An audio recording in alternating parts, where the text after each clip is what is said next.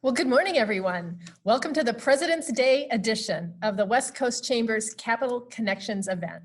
We're here today for a great conversation with our elected officials. So thanks very much for joining us. And also a very special thanks to all of our sponsors, our advocacy and action sponsors who make these kinds of programs available to all of our members. We really appreciate your support. So now I'd like to turn over our virtual stage to today's guest MC, Michael Hill from Coldbrook Insurance. Welcome, Michael. Hey, thank you very much, Jane. Great to be with you all today. And as Jane said, I'd just like to offer an apology to everybody. I know it'd be a better viewing experience for all of you if I turned my camera off as well, but as the MC, you're stuck with me this morning. So with that, let's dive in. We've got a great panel of our state legislators with us. We're expecting to have with us today Senator Victory, Senator Eric Nesbitt, Representatives Mary Whiteford, Jim Lilly, and Brad Slaw with us as well. So we're going to dive right in. Senator Victory has a shorter time with us this morning, so we're going to start with him to give us a brief 3 to 4 minute update on what his office is up to, and then we'll work through our legislators and open it up for Q&A. Senator Victory? Thank you, Mike, and it is a pure winter Michigan out there today to start out with, but yeah, just to highlight what we've been busy with, and I'll kick it off with Judiciary. Being the new chair of the Judiciary Committee, I've been probably spending about 80% of the time doing a little bit of fact finding and getting some groundwork done. Probably the first issue we'll probably be addressing is the DUI that was vetoed by the governor. That bill was a package of I would consider some reform. I had a good discussion with the Lieutenant Governor on this issue, getting a little feedback from the administration point of view, the purpose of the veto and that. So with that dialogue going forward, and also on the House side with Chair Graham Filler, we hopefully will get that moving along. And so, as I said, too, a number of different other issues that we're looking at, getting good conversations with a number of the stakeholders, and then looking at some areas that we might put some work groups together to move some of the legislation that has been worked on in judiciary and some future issues that need to be addressed. Then I'll jump over to the budgetary aspects. So as serving on the Appropriation Committee, chairing 2 subcommittee areas, General Government and MDARD. We did have 1 oversight committee on MDARD dealing with some issues of looking like duplicate services and some proposals there. Looking like on policy side of MDARD, I'm vice chair on the policy side, and we may be taking on some issues with the role of the Department of Agriculture and doing some enforcement upon restaurants and those type things. So we're going to be just getting some more facts on that issue. On the Department of Technology Management and Budget, DTMB, we had an oversight hearing as a result of the Auditor General report on some of the purchasing of PPP material and some of the methods that were used that were highlighted a little bit out of compliance by Auditor General. So continue to do the oversight on that. And I will leave some other budgetary issues to my other colleagues that serve on appropriations, and good to be joining with the West Coast Chamber this morning, and keep up the good work, and we'll be doing our good work in Lansing. Thank you. Thank you, Senator Victory. We will certainly circle back for some Q&A once we've heard from your colleagues. Now, it's challenging for me to tell, is Senator Nesbitt with us at the moment? Thanks for having me on again, and thanks for continuing to do this in these virtual times, and looking forward to actually having a good breakfast starting off the 3rd Monday of the month out right in downtown Holland. But the governor introduced her budget last week. It's big, very sizable. It's kind of the first point I would make about it. 2 is that I think as we start processing our own budget and starting to prioritize where things are going, that I think we need to take a step back and be cautious a little bit with building a lot of these federal funds into our long-term assumptions, because this federal money, this kind of borrowing at the federal level cannot go on forever. $5 trillion of borrowed money over 3 years. It's a real challenge that's out there, and I think we need to be cognitive of that. And also last year in Michigan, nationally, Michigan lost the 2nd most jobs as a percentage of our workforce. Hawaii was number 1, their hospitality industry. Michigan's number 2. We even lost a higher number in terms of percentage of the economy than New Jersey or New York or Connecticut, even, that were even hurt worse by the virus. And so I hope that last year isn't the first year of a lost decade. We got to do what we can to keep the economy open, to finish opening the rest of the economy, making sure our students are in their seats and learning in the classroom.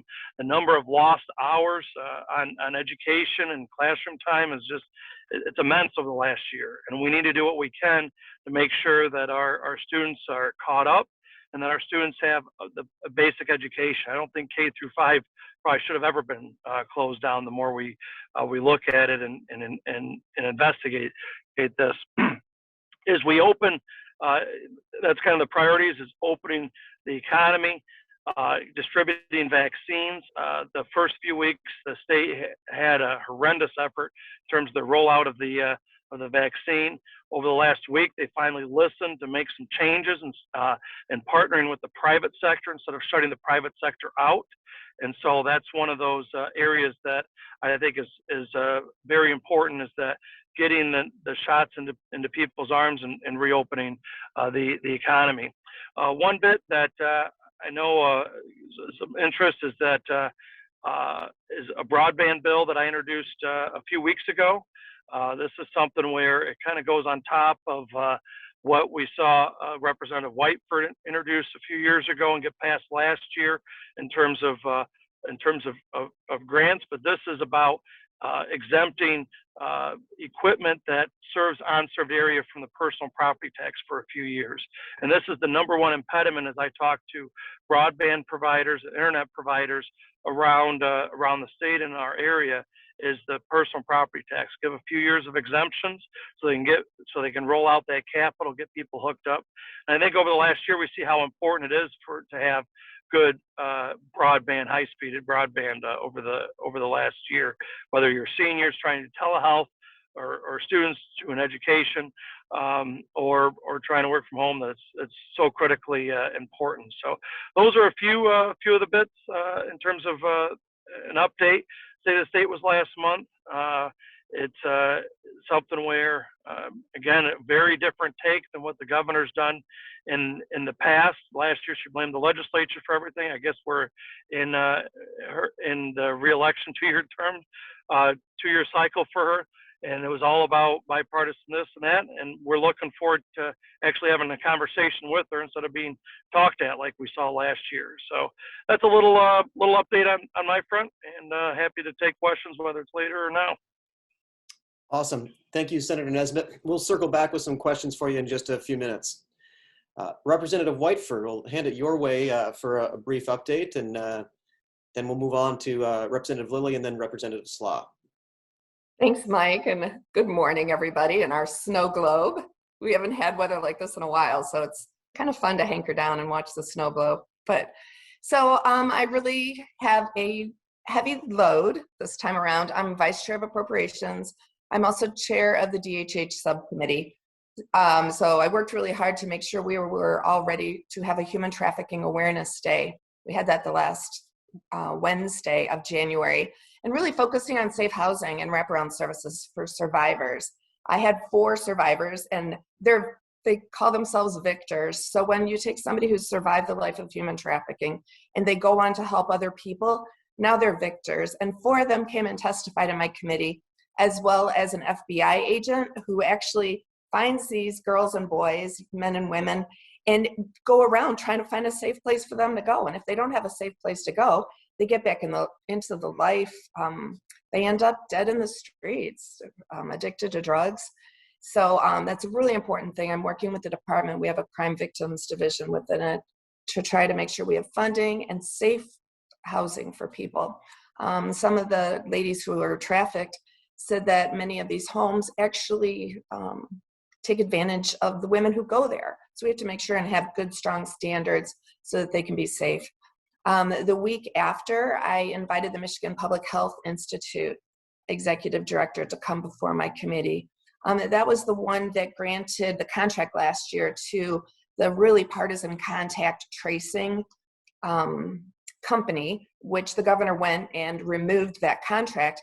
But I really didn't understand what this institute was. They have almost 700 employees. They're totally separate, but they're kind of a combination. So the director of DHHS is actually the executive director of this institute. They have, out of those 700 employees, 400 of them are working directly in the Department of Health and Human Services. And this happened even during the hiring freeze last year. So they find it's a very nimble way to get these contracts. But because of our hearing, the new director, Director Hertel, has agreed that she is going through all of the DHHS employees in the Michigan Public Health Institute to evaluate whether or not they should be brought back in as civil servants to the department. So it was a great way to have an understanding about this entity that has about $120 million in contracts and make sure we're being fiscally sound about what we're doing and transparent. Last week, I sponsored a bill and presented it to the Appropriations Committee. It's a mother-baby supplemental. So if many of you guys know, right on River Road there, we have Lakeshore Pregnancy Center, Positive Options. And that's a place for somebody who thinks they're pregnant or is pregnant or recently had a baby to go and get a free ultrasound, get support, take classes, have support for the father or anybody else in their family, have help once they have the baby. So many people across the state don't realize they have this option. There's 27,000 abortions occurred in 2019, yet only about 300 infant adoptions. So it's about the right person in the right place at the right time and knowing that we all have options if we do have a crisis pregnancy. And then this past week also, the executive gave her budget proposal through her new director. I will have my first hearing on DHHS, part of that budget, on Wednesday, and appropriations as well. But it's fascinating to understand that my DHHS budget started at about $26 billion. Last year went to $30 billion. And in this proposal, it's like $35 billion.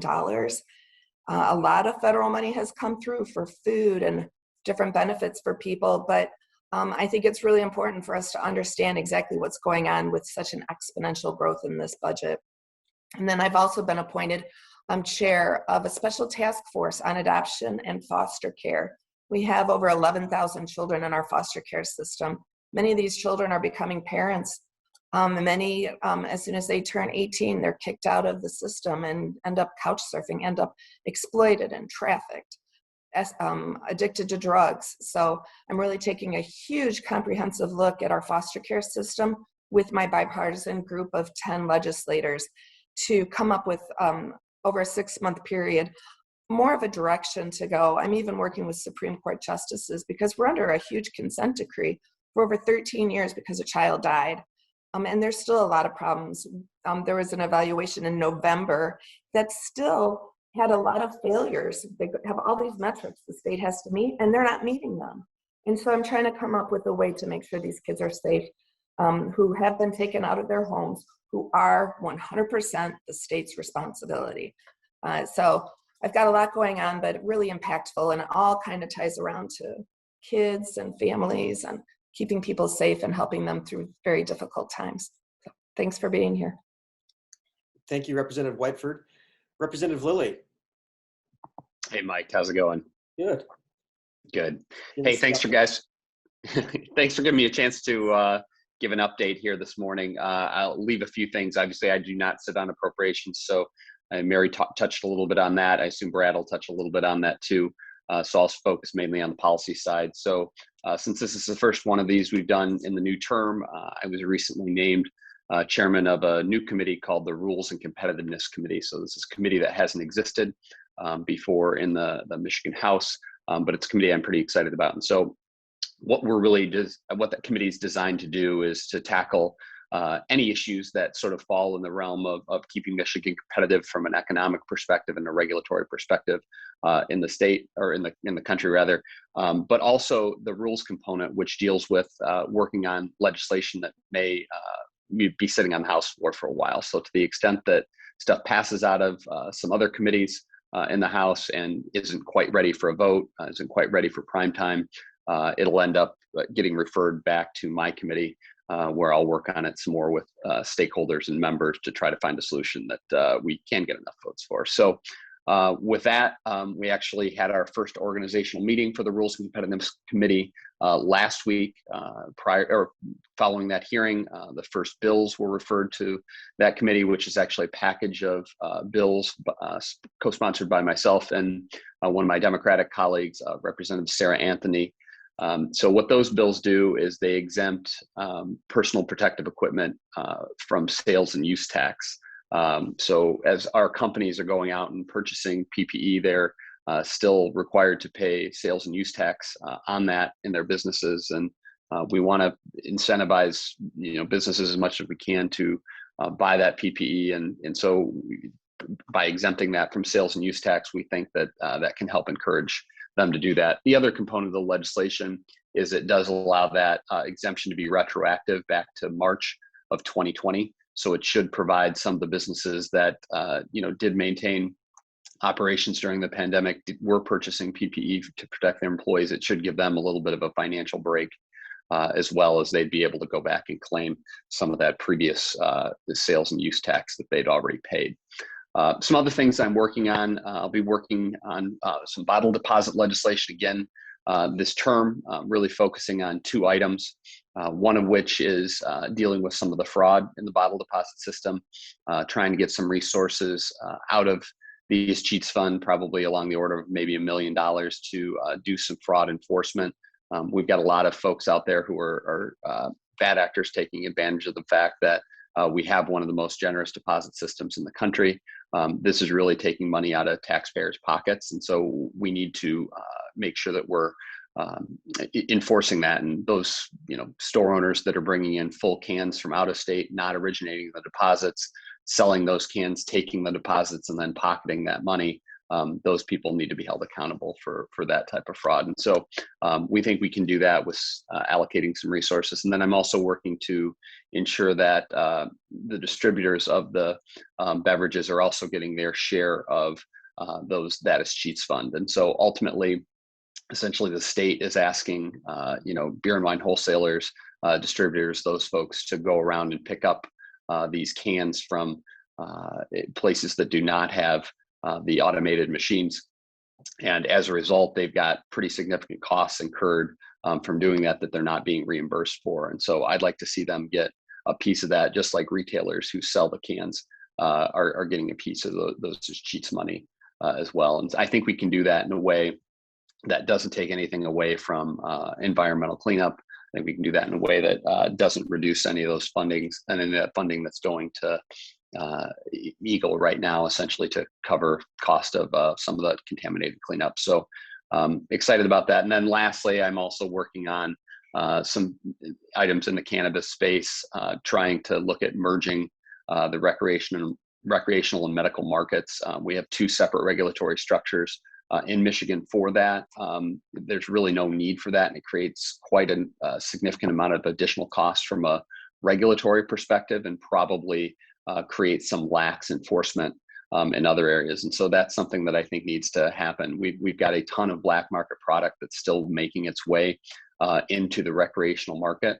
That's something that's got to be looked at, because that product is untested and it's untaxed, and it's really not healthy for our sort of regulated environment that we have here in Michigan as it relates to marijuana. So those are the things that I'll be working on. Some of those things will happen in the Rules and Competitiveness Committee. Some of those committees or things will happen in other committees across the House. But as everyone else has said, I'm happy to take questions, but it sounds like we're going to wait till a little bit closer to the end to do that. Thanks, Jim. Just one more update from Representative Slaw, last but not least, and then we'll dive into some Q&A. Representative Slaw, what do you have for us this morning? Thanks for at least naming me not least. I appreciate that. I don't mind being last, but I hate to be least. So a couple things as we're talking about. The new term gives new responsibilities. I've been named the chair of our corrections budget. So about 1/5 of our total general fund budget goes through the correction, or is used by the correction system. So I'm trying to figure out what that budget looks like, and are there places that we can either find savings or do more with the dollars that we're spending. So we're working on that. I've also been named as the vice chair of our joint capital outlay, which helps to build buildings for both the government as well as our community colleges and our state universities. Along with that, I'm on the higher education and community college budget, and I'm on the Eagle budget. So interesting mix of things, and interesting opportunities to get to probably a few of the state universities, the community colleges, to see what's going on and how can we really help ramp up, especially at the community college level, I think, what's going on with their with getting people updated with new ideas, new ways of being able to facilitate getting students in, getting degree programs, other kinds of things, certification programs done so that they can be the most productive possible for our state. Along with that, just a couple of bills that I've been working on. One is a bill that would set a shot clock for lack of a better term, for the Secretary of State to make sure that when we turn in a petition, whoever it is turns in a petition with signatures on it, that those signatures get certified within a certain amount of time frame. The way that I've got the bill structured right now would be 90 days typically, and what we've been told by the Secretary of State's own office is that typically they could do it in 60, so 90 days makes sense. We'd add an extra month if it was turned in too close to a general election, so it would just actually add a little bit of time. But I think when there are certain restrictions on collecting signatures, there ought to be restrictions on how soon do they actually get certified after it gets turned in. Another thing that I've got a bill in for is traffic speeds required to be at 85th percentile, and there's some things that the City of Holland was looking for, so we're in the process of trying to put that bill through. It's going to be goes up for a hearing this week, so I have a chance to be able to speak to that coming up this week. And the other one that's coming up this week is I've got a bill that would restrict the use of the emergency alert system, so that we don't have a boy who cried wolf kind of thought process goes on with emergency alerts. We want people, in case that emergency alert comes and there's a child being abducted or something, and I'm driving next to that car or that vehicle, I'd want to be able to know that that's what's going on. But people are actually turning off the emergency alert system because we're using it in an inappropriate way. So those are just a couple things. Happy to take questions when we're done. Thank you, Representative Slaw. Since we have just a moment or two left with Senator Victory, I believe, before he has to step off, Senator Victory, wanted to get thoughts from you and Senator Nesbitt briefly. Oftentimes, politics kind of takes up all the oxygen in the room, and right now there's a lot of oxygen being taken up in the Senate chamber with regards to the Senate Majority Leader's comments last week. Do you have any take on that? Is there going to be any sort of change in leadership do you anticipate, or is this going to just fall by the wayside and go away? Well, I'll let Senator Nesbitt put some more verbiage to it. My point of view is we have a lot of work to do in the Senate. We'll continue to do this work in the Senate. We'll continue to do this work with our Senate Majority Leader. And as we released our 3 pillars of how we're going to make Michigan a better place for our businesses, for our families, and for those who want to come to Michigan, that's our focus. That'll be our task, and we'll continue to drive that agenda forward. Perfect. And before we turn it over to Senator Nesbitt for the same topic, I know that you've got to drop off to get on the radio. Any other closing comments you'd like to leave us with before you drop off today? No, plenty of work to do. I do agree with Senator Nesbitt. There's been a little more positive dialogue going with administration, like I highlighted as my work in judiciary, been able to work a little bit with administration and having some robust dialogue with the Lieutenant Governor on these issues. So I do see some opportunity there, but I will also hold the administration accountable. We do the good work on behalf of the residents of Michigan. I would like to have them also be part of this conversation, especially as we do the budget process. It's a lot of money to be spent, and one-time money looks like it appears to be funding long-term programs, which is not sustainable. So I will reach out to the administration and their department's head. Let's have a positive dialogue going forward. Perfect. Thank you very much for joining us this morning, and we'll talk to you next month, hopefully. Thank you. Senator Nesbitt, do you have any thoughts, any on the political question in terms of change in leadership at the Senate level, or is that that issue kind of a non-issue and that's going to go away? There won't be any change in leadership, but it's, we all need to be responsible for the words that we say, and I think we're all looking at continuing to work on policies to move the state forward. And I think too much of the time, the mainstream media likes concentrating on other issues and really the policies. And I'm looking at, again, as I mentioned last week, moving a broadband package forward to extend fiber. I dropped a bipartisan election package a bill last week, and working, on issues, the budget issues and oversight. And so we need to get the economy open. We need to get schools open, and we need to concentrate on vaccine distribution. And so I think it's unfortunate that folks will go off on other things and trying to concentrate on the policy that's there. Perfect. So at this time, I'd like to invite anybody who's on the call with us this morning to feel free to submit questions through the chat function. I have one that's already come in that we'll get to in just a moment, but talking at a very broad level, when we're doing research for this call this morning, the two primary topics is what do we do with the federal funds related to the stimulus dollars related to COVID, and what do we think about the governor's proposed budget for the next budget year. So wanted to get anybody who's willing to weigh in, wanted to get your thoughts. The governor's advocating that we basically, or that the legislature allocate, I think it's all $5.6 billion in COVID stimulus in one fell swoop, and the legislature's taking a different approach, breaking it into buckets. And so we'll start with you, Representative Whiteford, if you'd like to weigh in on that, on how you feel that we should be allocating those dollars. And we'll go through the group and circle back with you, Senator Nesbitt, at the end. The bottom line is the legislature has been kept out of decision-making. The state has been ruled for the past year under executive orders and DHHS orders. We are the biggest squeaky wheels out there because I represent 90,000 people, and I get messages all the time saying, please, we need you to be our voice. I can't be the voice if I can't be at the table.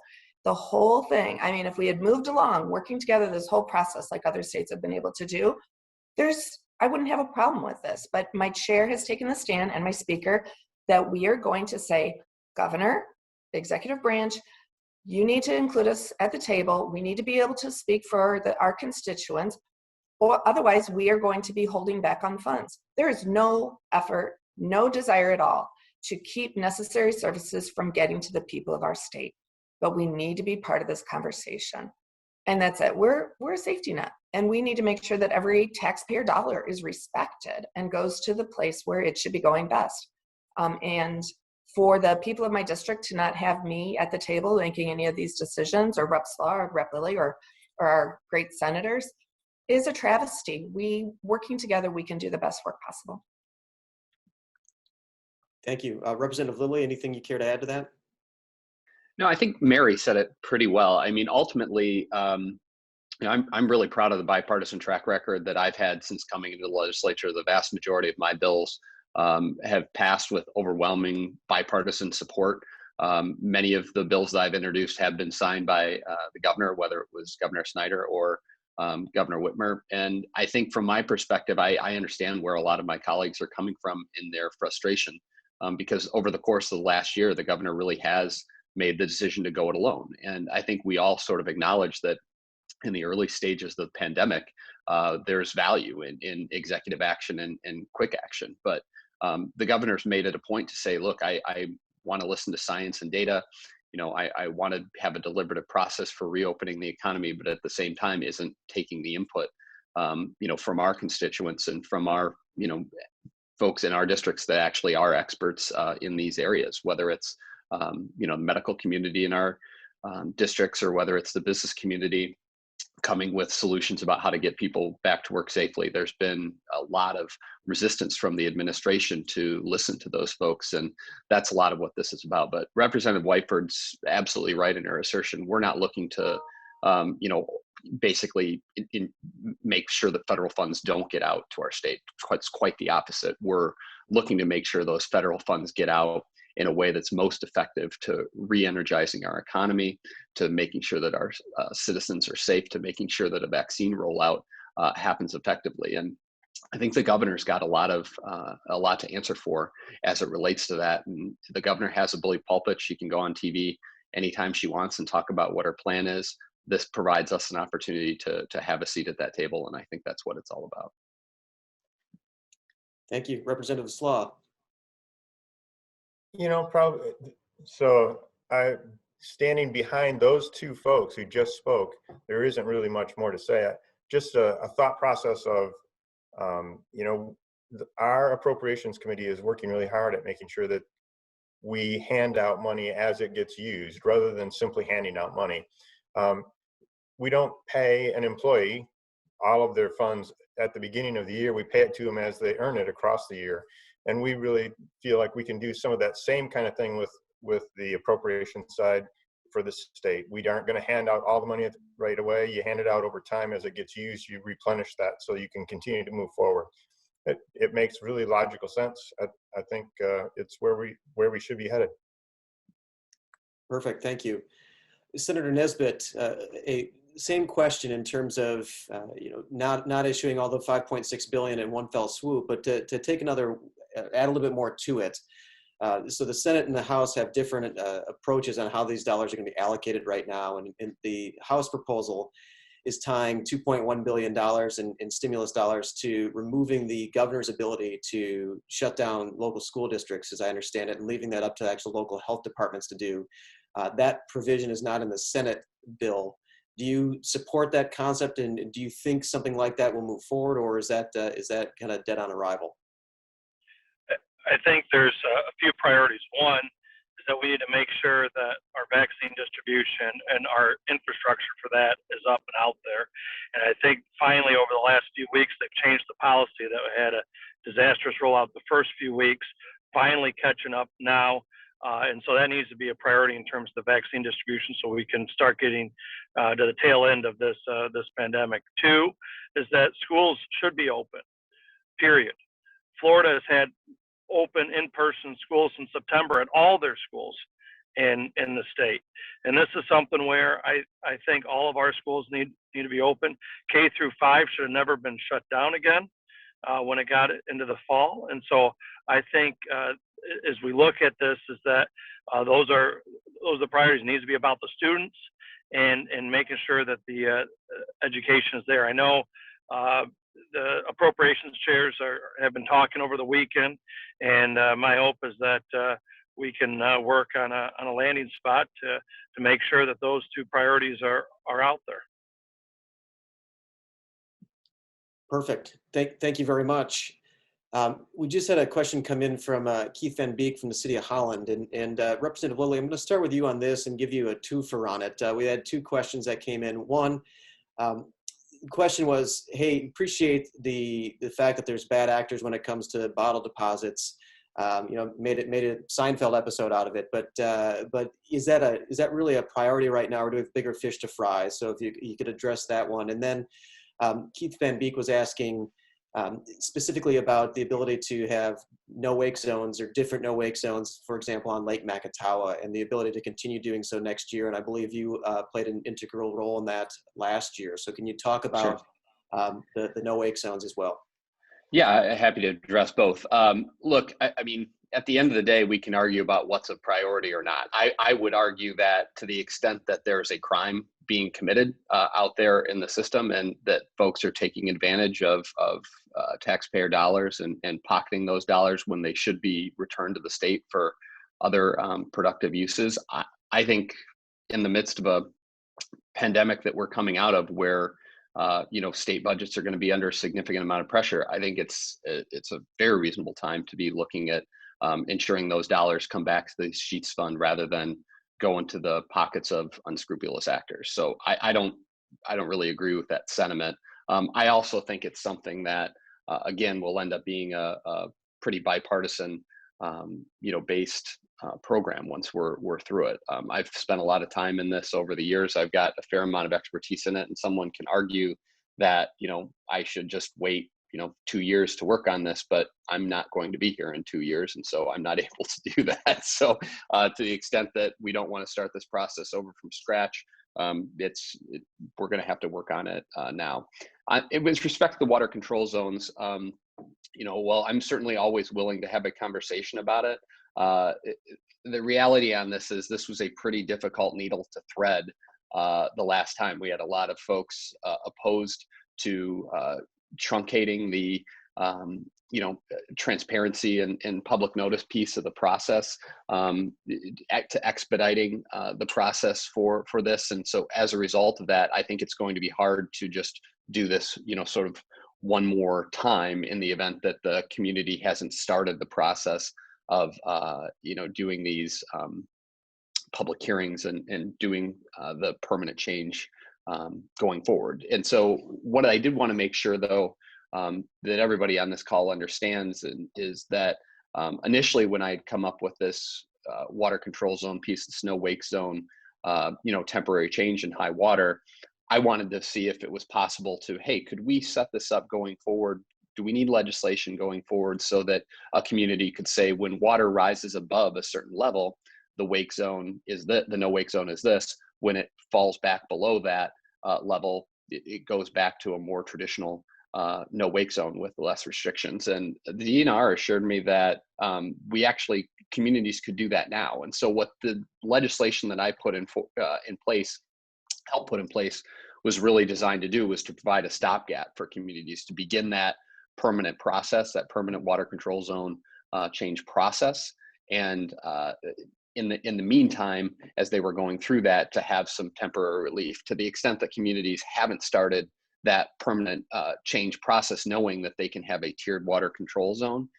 It may be difficult to just essentially extend this another year.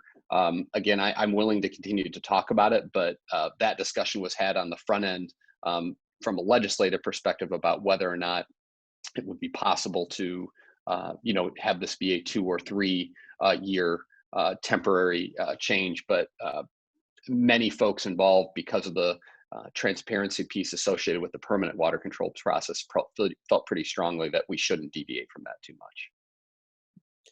Perfect. Thank you very much. So getting to the governor's budget that was released last week, one of the things that the governor included for a 2-year period of time was increased funding and expanding the number of folks who have access to funding for childcare. So increasing the threshold for a family of 4 from 150% of the poverty line to 200% of the poverty line. So roughly a family of 4 making about $56,000 a year would qualify for additional funding for childcare. The governor said that this was largely based upon one-time funding coming from the federal government. That's why it would only last for 2 years. Does anybody care to weigh in on the need for that, the expansion of childcare, and the thought of should this be just a 2-year program or should it be an ongoing program?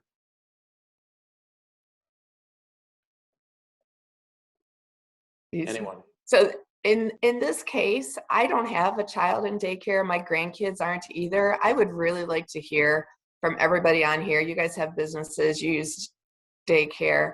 How does the system work? I would appreciate that input. It is going through the education budget, so I haven't taken a deep dive on that in particular. But I always worry about setting up a system and having it just be short. Like many people don't even apply for grants because they want to be able to plan for the future. So